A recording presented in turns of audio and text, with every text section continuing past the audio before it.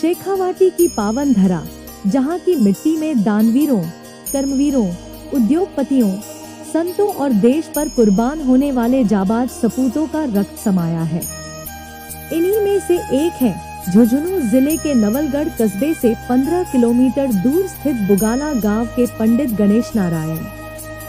आज से लगभग 200 साल पहले विक्रम संवत 1903 पौष बदी एकम गुरुवार को खंडेलवाल ब्राह्मण घनश्यामदास के घर एक दिव्य आत्मा ने जन्म लिया।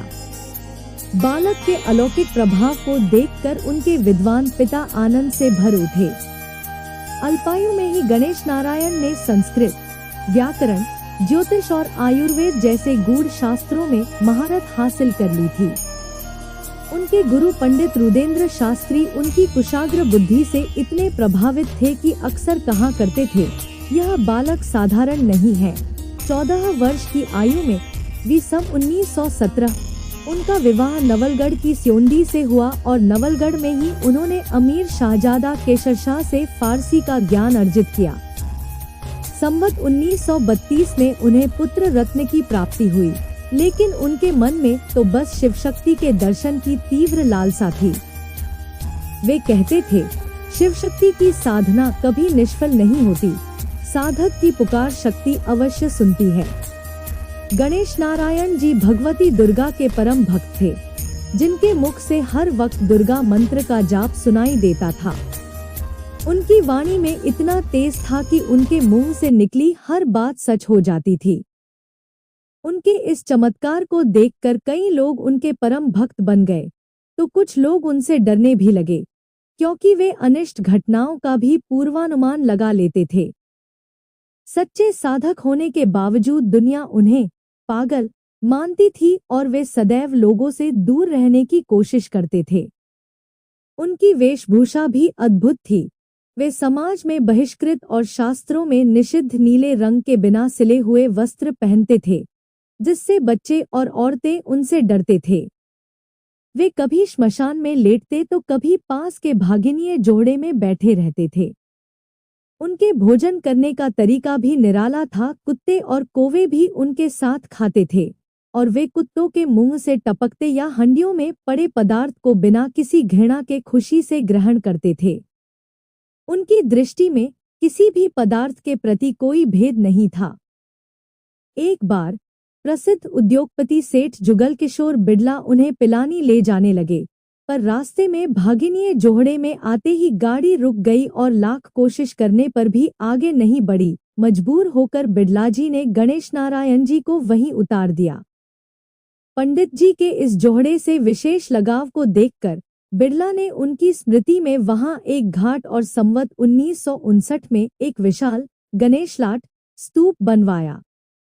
इस स्तूप पर चढ़कर चिड़ावा और पिलानी का पूरा दृश्य स्पष्ट दिखाई देता था। पंडित जी अपने दर्शनार्थियों को प्रश्न पूछने से पहले ही उनके मन की बात बताकर आश्चर्यचकित कर देते थे।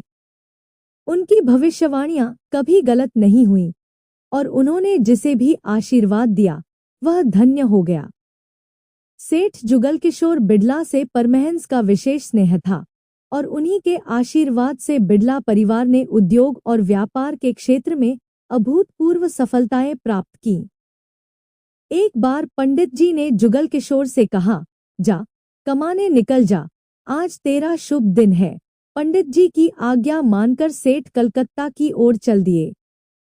रास्ते में उन्हें दाहिनी तरफ फन उठाए एक काला सांप मिला, जिसे सेठ ने अपशकुन मानकर वापस लौटने की गलती कर दी। पंडित जी को पूरी घटना बताने पर वे बोले, जुगल किशोर, तुमने भारी गलती कर दी। यदि चले जाते तो चक्रवर्ती सम्राट बनते।